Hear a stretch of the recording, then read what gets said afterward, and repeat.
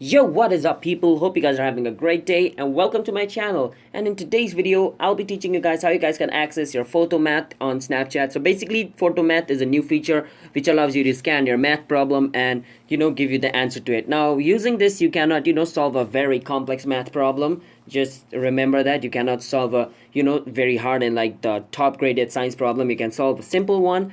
So I'm going to be teaching you how you guys can use this. So before starting this video, be sure to like and subscribe with notification turned on to our channel so you guys can get notified for our future video and it helps our channel to grow as well. So yeah, let's start today's video now. So to access your Photomath on Snapchat, be sure to go to your camera option on Snapchat, this one, and after you come here, click on this emoji icon, and once you click on this emoji icon, this screen opens up. Once this screen opens up, you can click on scan. Now after you turn on scan, then like show your math problem. So let me show you guys how you guys can do it. Once you're in scan, you can scroll over here until you see this calculator kind of icon. Go to this icon and you can go to the math problem and scan it. So let me scan it real quick, and now I can click on, as you guys can see, 2 plus 2 equals to 4. So that's basically how you use Photomath on Snapchat. And you can also open the app of Photomath, but you need to download it by clicking on open app and open the app. It's simpler that way as well.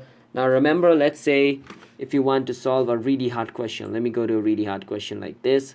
Over here, this is a hard question. Let's see if it can solve it or not.